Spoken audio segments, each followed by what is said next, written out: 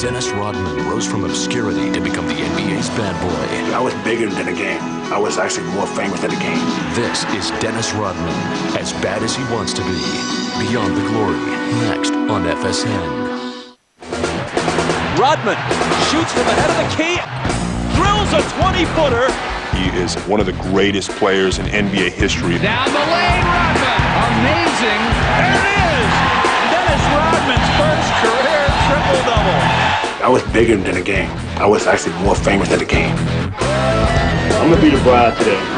He went from a shy, non-assuming kid to a megastar. Most people evolve, he revolted. Oh my goodness! Dennis Rodman, in handcuffs, charged with misdemeanor battery. The party life kind of took its toll. Police say Rodman faces a number of charges, including driving under the influence of alcohol. They're not laughing with you anymore. They're laughing at you. It had gotten to a really bad point. There's been many times I could have been 6 feet under easily. He really is very emotionally fragile.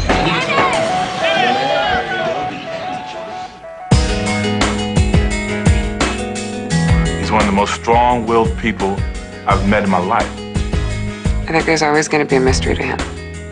I'm not gonna die without completing what I've been put on this earth to do.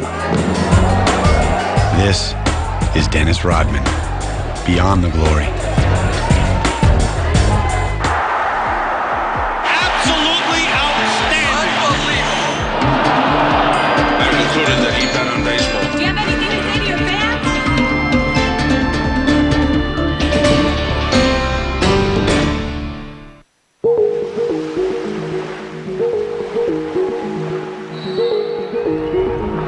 March 2004, a minor league basketball game between the Kansas City Knights and the Long Beach Jam.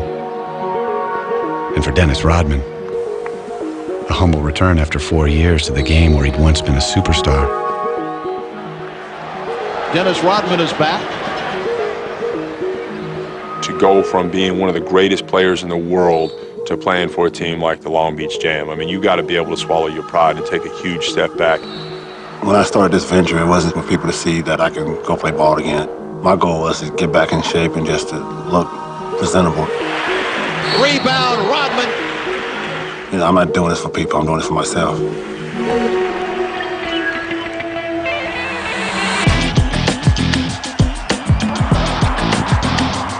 For more than a decade, Dennis Rodman loomed larger than life. He was one of basketball's great performers and most colorful personalities. He's bohemian. He's Moulin Rouge, the movie. That's Dennis Rodman. I mean, he's creative. He's just a different kind of artist. He's not like an athlete. He's more like a rock star. When you say Dennis Rodman, wait a moment, you are taking on way more than, you're taking on 10, 11 guys in one guy. But after leaving the NBA in 2000, Rodman made headlines for all the wrong reasons. While his lifestyle, fueled by alcohol, kept his closest companions in constant fear. I was concerned about him physically, I was concerned about him mentally, I was concerned about him in every way. The amount of alcohol he was consuming and the environment he was putting himself around and just the atmosphere, the element of people was just, it was crazy. I was scared to death. He's going to party and rage till he's out of money, he's totally broke, and then he's going to end his life. But Dennis Rodman's path has never been predictable. Now sober, he's determined to reinvent his story and his character one more time. No matter how crazy the ride is, as you go along, you still come back to where you started. And that's where he's at. He's back to where he started. My life is a movie. You got your good points from the beginning of the movie, you got your sad points, you got your bad points. You know, you go and correct some of the mistakes you've done in the script, and then you end up with what? A happy ending. Dennis Rodman grew up with 2 younger sisters in the Dallas neighborhood of South Oak Cliff, a crime-riddled section of town. We have lived in some neighborhoods that was not the best neighborhoods, so I never could allow my kids to come home and be by themselves. Once people saw me, they thought I was gonna be a bum, a loser, go to jail, do drugs, be dead, you know, because that's where I came from.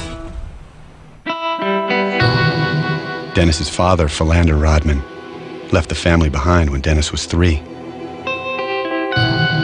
He eventually fathered more than 25 other children.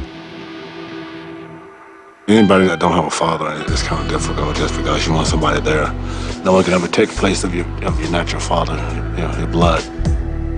It didn't work out with my husband, and I always thought over the years that Dennis has always faulted me for that. I don't think it was that fault. I think the fact that my father, he liked to produce, and he produced in every other, driveway. With her husband gone, Shirley maintained strict discipline to keep her kids in line. She worked overtime to put food on the table, even driving the local school bus. They said I was mean and tough, but I genuinely loved the kids, but I think that I might have been able to give them a few more hugs. Maybe back then that might have been better, but I don't know if I had the time. Don't remember when my mother ever hugged me or anything. I don't remember that. I remember she ever embraced us and held us, and I can't even think of one. Shirley's tough love kept her kids out of trouble. But while her daughters flourished, Dennis withdrew. Dennis was real shy. He's really shy. It was like, he just wouldn't talk to anybody. The girls kind of overshadowed him a little bit, and I imagine it was pretty difficult for Dennis to cope with just women in his life. She tried to give me somebody to put in my life, a male figure. She went like the big brother, big sister organization, trying to go give me a big brother, but it wasn't the same. I mean, it was more like just pawning me off to somebody else.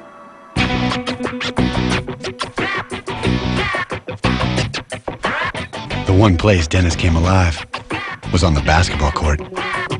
He teamed up with his sisters at a nearby gym. They was pretty much better than anybody. They was better than everybody, even guys. I mean, they would go out there and play with guys like it was nothing. He played real good. It was like, I was the point guard, and he was the post player, and my sister was like a forward or something. I did that every day for like 5 or 6 hours a day. I just lived there, until I had to go home and go to bed. But while Kim and Deborah became high school stars who drew college scholarships, Dennis drifted through his teens. He didn't have any interest in anything except for the gym and pinball machines, and that's it. I can't even begin to portray to you the shy young man that we're talking about. The one that held onto my skirts, the one was so shy he wouldn't even date. Dennis didn't even date. But Dennis was changing. At age 20, he abruptly shot up in height, from 5'9" to 6'8". Even today, I still feel like that, I'm not a big person, but sometimes I catch myself like, wait a minute, hold on, I'm 6'8". Wow, I'm Dennis Rodman, I'm this guy. Playing in the gym, Dennis caught the eye of college scouts. In 1983, coaches from southeastern Oklahoma State tracked him down at home and offered him a scholarship. I think that really put it right on top of my head and said, wait a minute, hold on. I gotta do something in my life, and it's gotta be something positive. Southeastern Oklahoma State was in the middle of rural farm country. Dennis was living at the college that summer and coaching a basketball camp when he met an 11-year-old local boy named Brian Rich. I was a foot smaller than everybody, so I had to really, dig down and hustle, and, that's what he kind of liked. Every day that week, he came by my side the whole time. He was with me the whole time. He did everything I did. He went to practice, I went to practice. If I dive on the floor, if I dive, he dived. If I go jump in the stands, he go. I mean, every little thing I did, he did it. And he pulled a good one on me the last day of the camp. He said, I want you to come to dinner in my house. I'm like, what? And I'm 11 years old, and they're thinking, well, I'm gonna, bring one of my buddies home. They're same age, same size, Then I come walking in the door with with a 6'9" black guy. There's not a whole lot of black people up there. His dad looked at me like I was some lost alien or something. He's like, wait a minute, hold on, this your friend? This is your friend? This 6'8" black guy, 22-year-old guy is your friend? Everybody was kind of uneasy at first because it was like, having dinner with the president. When I went there, he sprung another one on me. He said, yes, mother, father, could I spend a night? And they just looked and dropped their jaws and said, hold on, we'll be right back. Hey, just let him stay the night and you can take him back in the morning. And from that day on, I was with that family for 4 years.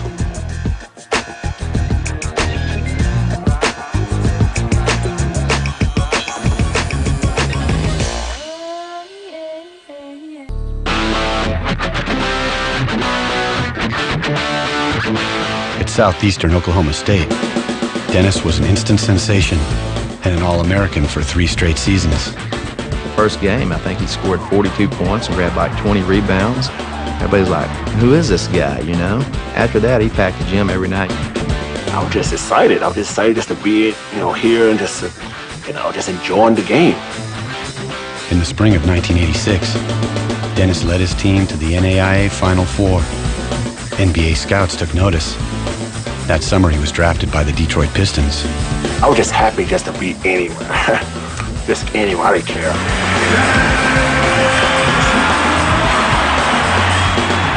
I just said, okay, now it's time for me to go to work. And just fortunate that it was Detroit and the people there took me in. Life in the NBA was a giant leap from small-town Oklahoma. But Pistons coach Chuck Daly took Dennis under his care. He needs a little bit of guidance and maybe a little bit of father figure to tell him what to do, and Chuck was really good with him on that. This was a kid who was definitely a fish out of water. And so Chuck was like, come to my house for Christmas. Come to my house for Thanksgiving.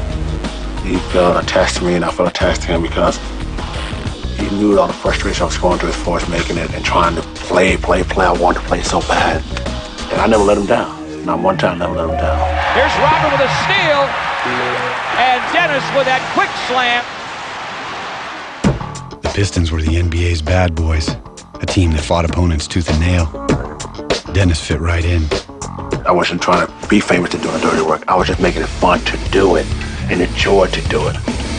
We call him Big Man because he played the big man. He played like a big man. He played way outside of himself. Dennis loved to play against who everybody considered to be a star.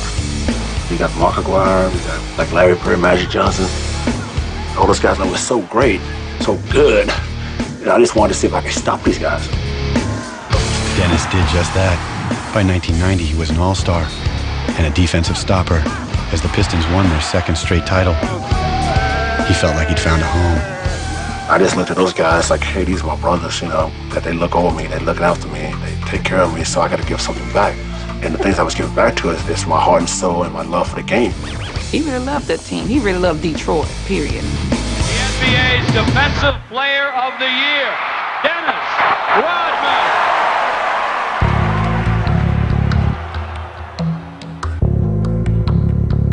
But after their championship seasons, the Pistons came apart.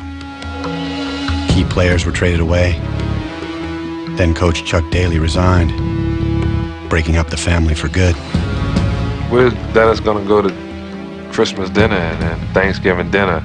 Who's he going to be able to talk to? If father disappears, you got to be your own man. You might not be ready to be. When he loves somebody and cares for people, and then they leave him, it hurts him. And he doesn't recover as fast as a lot of people. He doesn't move on. He can't move on. Dennis's life was unraveling off the court as well. In 1993, he married model Annie Banks, his long-term girlfriend and the mother of his young daughter, Alexis. But the couple divorced after just 82 days. Annie took custody of their daughter and refused to let Dennis see her. He was too young, and they were both too immature at the time to be in that kind of relationship. She had her own problems, and he had his, and I guess they were throwing them against each other. That was like the last straw for Detroit. That was it for me. I just said, screw it. I'm not dealing with this anymore. He couldn't see his daughter. I mean, there was a lot of stuff that was kind of hitting him all at one time, and he just kind of broke down. One night, the police found Dennis sleeping in his pickup truck with a shotgun in the back. He'd left behind a note that some believe was a suicide threat. I think he had probably called her up and told him he was going to do this and this, blah, blah, blah, whatever. He kind of went out on the limb and was trying to get somebody's attention. I wasn't going to kill myself. Physically, I wasn't going to do that. I just wanted to have something in my hands and imagine and visualize that I did it. That I did it to kill this person that I've become. Such a follower, not a leader, or not a person that can stand on his own 2 feet. I have to have something to keep me, I didn't know what to do. With his team and his marriage in shambles, Dennis Rodman vowed to change his life. Few could imagine how thorough that change would be. That moment made a great turning point in my life and said, well, okay. All right, now, let's find out where this new identity is gonna take you.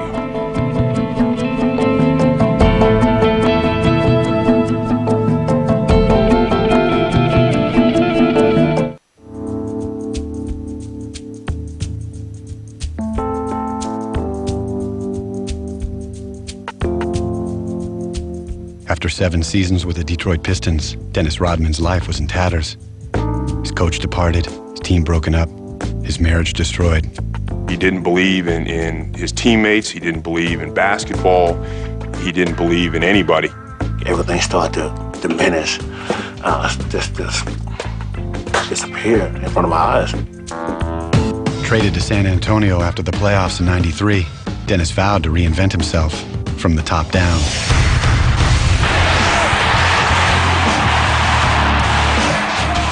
He'd gone through a really traumatic, emotional time. And that summer when he got traded to the San Antonio Spurs, he saw the movie Demolition Man. And that is why he dyed his hair originally blonde. I went and got my hair dyed, and that's when my life changed completely. We end up rooming together, still got the blonde hair, and jokingly, I say, why don't you dye it green? And the next day he shows up with a green. After that, I started to dye my hair different colors, and all of a sudden, kids all over Texas, color hair everywhere. Every game, people came to look at my hair. They came to see what's different about me. Then I started getting piercings. I started getting tattoos. The more extravagant he was, the more of an entertainer he became, and the more the people loved him. He went completely ballistic in San Antonio. He shocked those people out of their boots. No one in basketball looked anything like Dennis. No one played like him either. I went through every day, every game, performing the way, like it was no tomorrow. He was like a cartoon character who happened to be the greatest rebounder the game's ever seen. A lot of it had to do with, his childhood and him wanting to become a superhero, and wanting to be a Superman and have a coat of armor where no one could ever hurt Dennis again. I wasn't trying to teach kids any bad values. I was just doing things that I wanted to do as a kid. Dennis was living out his fantasies off the court as well. Madonna had been at one of the games that we're watching the tape on, and she said, one guy that I really would be interested in is Dennis Rodman. And we looked at each other and said, okay, we got to make this happen. She was a free spirit, go-getter. I don't give a damn what you think about me, and pretty much that's what I was. Dennis loved putting people at edge. So since you're going to stare at him anyway, he's going to give you something to look at. But Dennis's flamboyant lifestyle clashed with San Antonio's cultural climate and the religious values espoused by the team's top star, David Robinson. I was the devil, he was God, he was Jesus, and I was, So people said, well, he's not going to fit in. And they try to talk to me and tell me to go to church and give me my Bible. I'm like, no, I'm going to do my job, you do your job. Dennis led the league in rebounds for the 4th time in the 94-95 season, as the Spurs posted the best record in the league. But when San Antonio lost to Houston in the conference finals, Dennis took the heat. Dennis played exceptionally well in that series and dominated, but you had to either point the finger at David Robinson or Dennis Rodman. So they pointed the finger at Dennis Rodman. But Dennis landed on his feet. He was traded to the Chicago Bulls. 3-time NBA champions with the greatest player in the game. And a coach who knew exactly where Dennis was coming from. In Chicago, if Dennis got a technical foul or kicked the ball in the stands or, did something outlandish, you look down and Phil Jackson would have a smile and a smirk on his face and be like, I used to do that.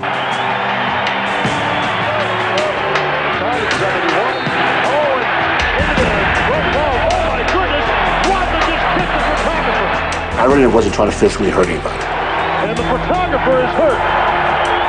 Just the heat of the moment, and The things that I did was more like, okay, great, I'm gonna do this, and hopefully that, you know, things will be cool. But you know, I could have did a lot worse things than that. Besides kicking somebody, I could have punched somebody in the face.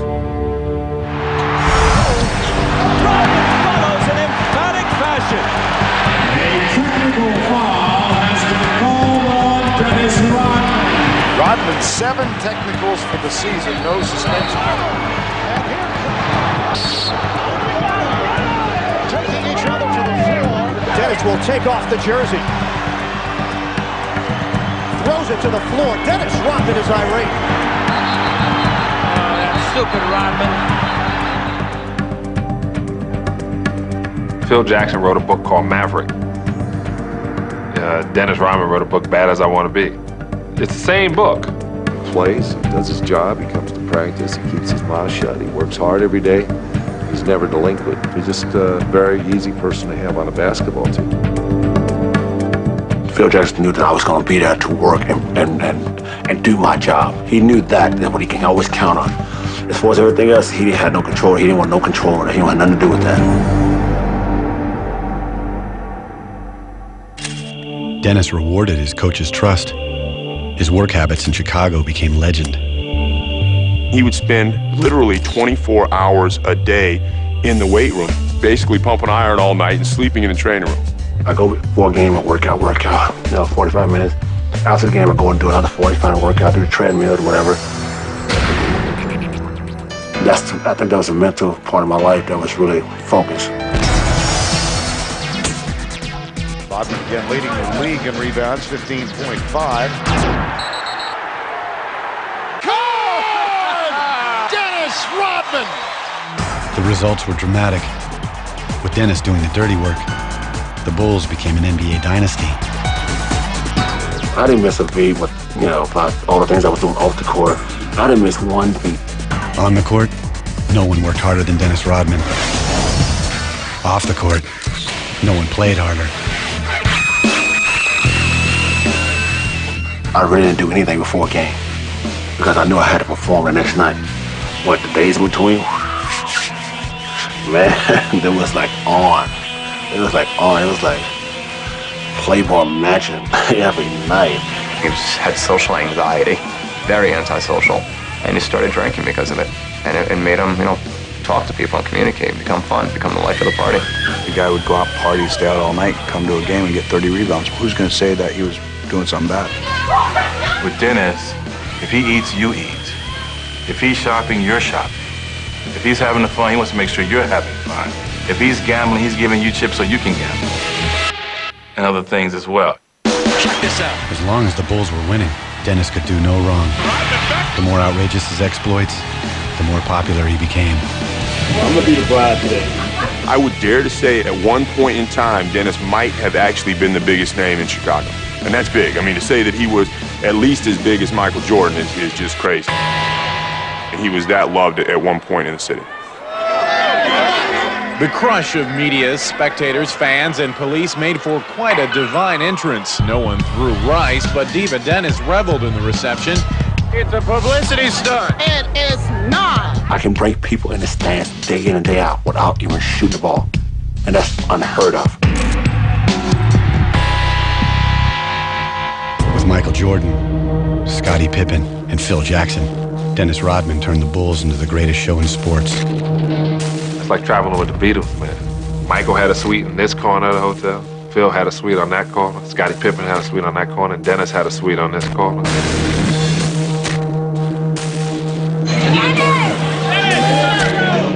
Women walk up to us and start crying. Just like in awe that he was standing in front of them. It was like a rock star concert coming to town every night. Dennis never let up. During the '98 NBA Finals, he spent his off days partying in Las Vegas, then flew back to Utah for the series' decisive game. If we were in a must-win situation, I would take Dennis Rodman, I would hop on a plane, fly to Vegas, get him drunk all night, surrounded by women, fly him in 1 minute before game time. I guarantee he'd have 35 rebounds and win the game. The Chicago Bulls have won their 6th NBA championship, and it's their second three-peat. That last game was like, thank you. You know, it's like if we could even celebrate, because we're like, okay, this is over. I was so just mentally drained for 3 years, running hard, running so hard. When you're flying that high, when you're like the peak of all peaks, there's nowhere else to go but down. Let's go, baby. VIP.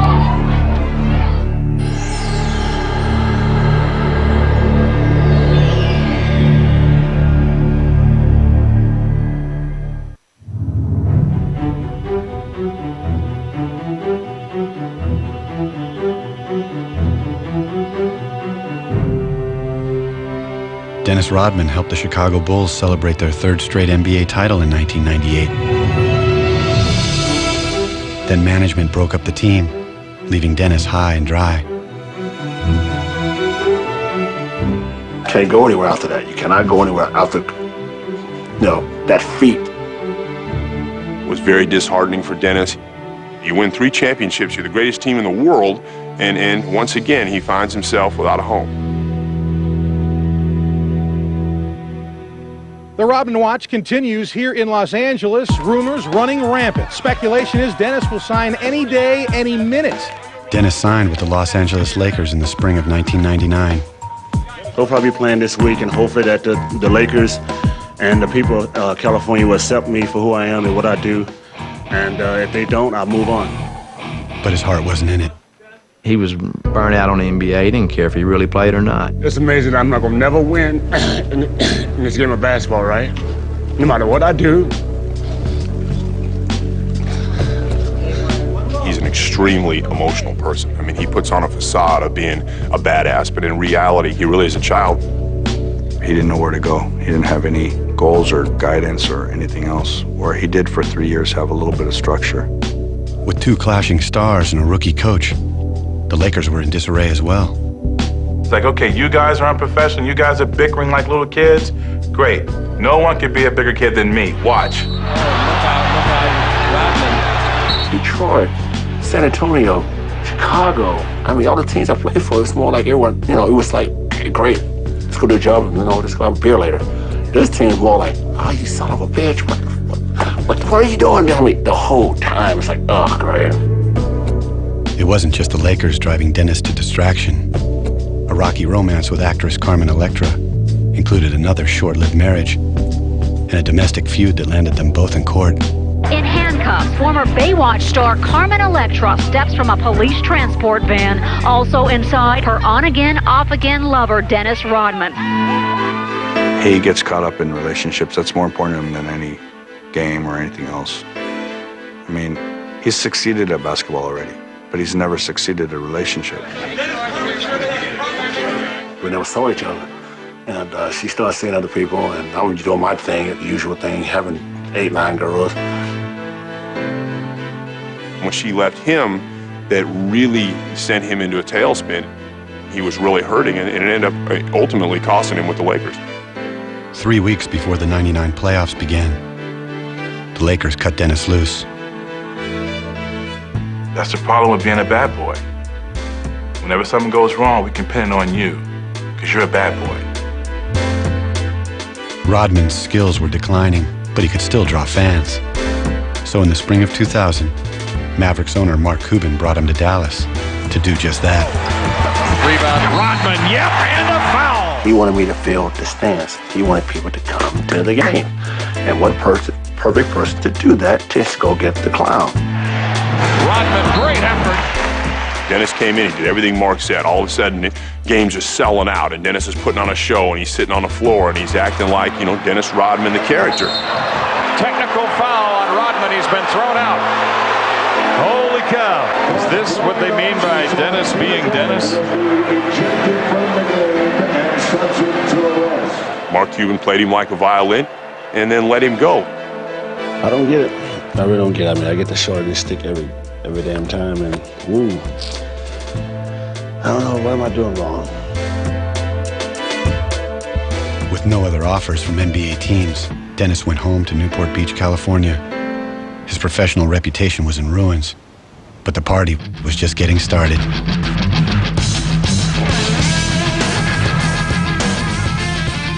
People are not gonna, give me any opportunity anymore because of who I am, so I'm just gonna just enjoy my life. So I just drink, 4 times a week, 5 times a week, and it was that kind of deal. Found a lot of guys that didn't have to go to work, and that didn't mind getting drunk at 11 o'clock in the morning. Dennis's hedonistic lifestyle seemed glamorous when he was on top. Now it helped cloud the reality of his fading career. I said, whatever, I'm just gonna party, do this and that, screw all the girls like I always do, just whatever. And I was doing it. 1 year passes, another year passes, and Dennis falls into a situation where he is surrounded now by literally the lowest form of people alive. None of these people have a life, none of them have jobs, they're all feeding off of his money and spending his cash, and Dennis had to never been one to say no to anybody. He's afraid that if he gets rid of them, now what do you have? Yeah, something is better than nothing. Yes, oh yeah. In the midst of all the partying, Dennis began a long-term relationship with Michelle Moyer, eventually fathering 2 children with her, a son DJ and a daughter Trinity. In the beginning, it's something that draws you to him. He's like a magnet.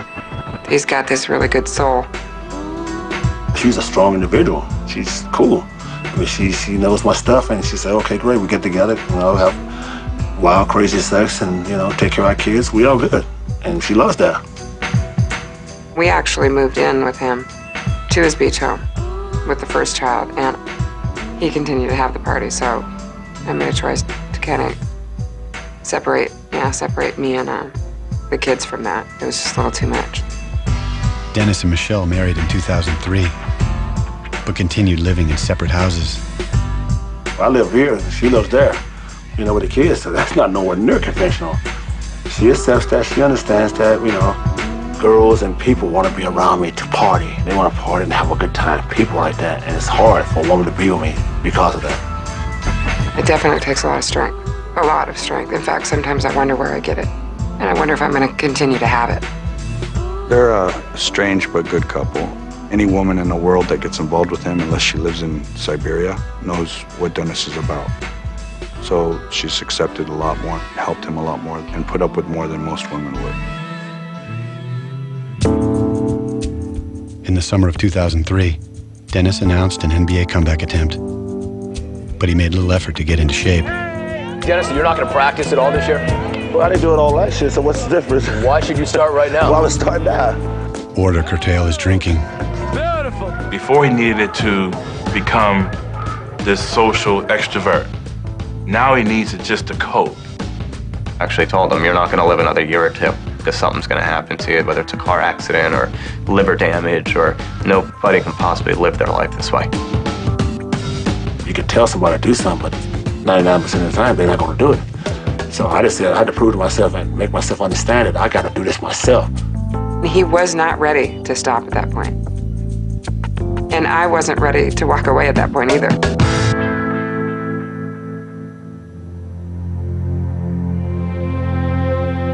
Early one morning, after spending the night at a Las Vegas strip club, Dennis crashed a motorcycle into a concrete pillar. He was charged with driving under the influence. For those who had always stood by him, it was the last straw. The motorcycle accident was about as much as we could take, all of us, his friends and family. I sat and said, I can't change him. And I can't have him change for me or for his children. So at this point, I'm going to walk away. We actually gave him an ultimatum, which was you either stop or we're done. I mean, I talked to Michelle, Darren talked to Michelle, she said she was done. I was done. Darren was quitting.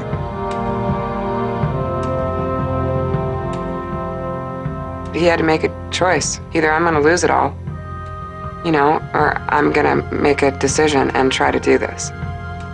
He at that time agreed that he was going to take a alcohol inhibitor called Antabuse, which is a pill that if he takes it, he would get violently ill. when he drinks, and he religiously started taking that pill. You got to prove it to yourself that, you know, that what you're doing is right.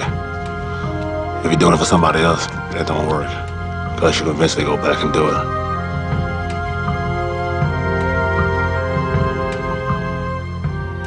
Fortunately for us, he listened. And he hasn't touched the bottle since.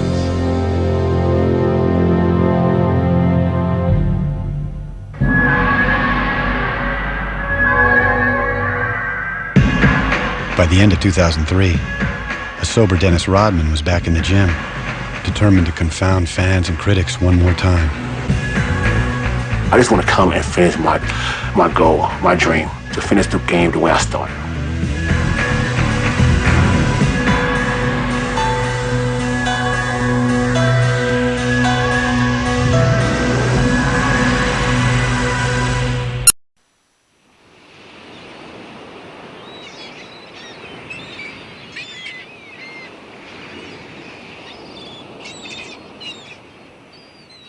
4 years after his last NBA game, 43-year-old Dennis Rodman is chasing a dream. I'm doing rebounding from a lot of things in my life. I'm just rebounding from drinking now to being sober. Now I'm trying to rebound to go back into the NBA. Dennis is working toward a goal, and that is something that has given him purpose in his life because, let's face it, the last 5 years he had no purpose. His purpose in life was to get drunk and to party. He had no focus.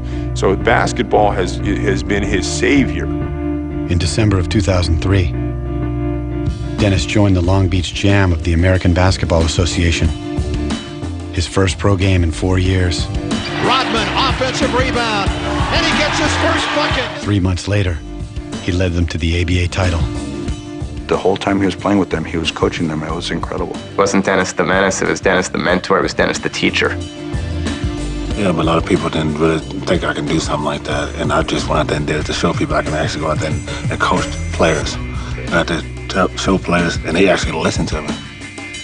Dennis hoped his performance would entice an NBA team to sign him up. But when the 2004 playoffs began, he was watching from the sidelines. Dennis would like to make a comeback now. There's no team in the NBA that'll touch Dennis Rodman. And he'll deny that he watches basketball, but he's watching every damn playoff game every single night at his house by himself and missing it, really missing it. But Dennis has never been the type to take no for an answer. Week after week, he's retooling his body and priming himself for one last shot. I just want to come and finish my goal, my dream, to finish the game the way I started. If it does happen, this could be a feat that no one's ever done in the game of basketball. Everybody's worried about, oh, is he going to make the NBA? I could care less. To walk away from that alcohol is huge.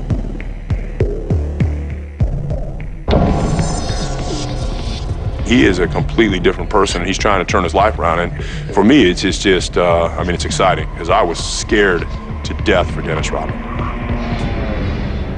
Dennis is struggling to change direction off the court as well, by becoming the father that he never had to his children.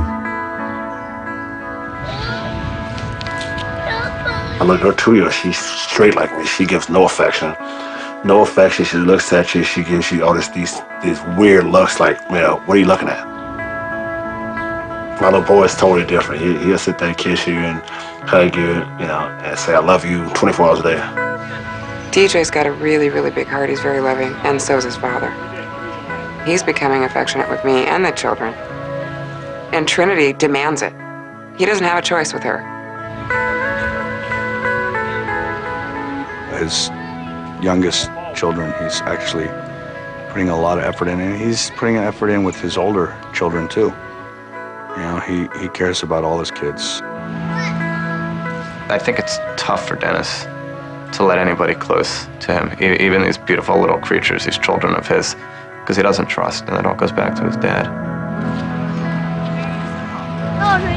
He does want to do this. And I know he's capable of it. I think he's just going to take a little longer than the norm, you know? I think it's going to take him a little longer. I've always said maybe I can give the love to my kids that my father never gave to us. So, but it's still hard to do that. No one knows for sure where Dennis Rodman is heading next. But for those who've watched him come this far, there's cautious hope of better days to come. He's starting to realize that you're okay. Who you are, sober, is all you need to be. It's step by step by step, you know? And, you know, we work on it every day. So I just take a deep breath and go, okay, we made it through another day. Can we do another one? There's a script I'm following that I'm writing right now, and I'm living that movie. I keep saying that, living that movie, and the movie hasn't ended yet.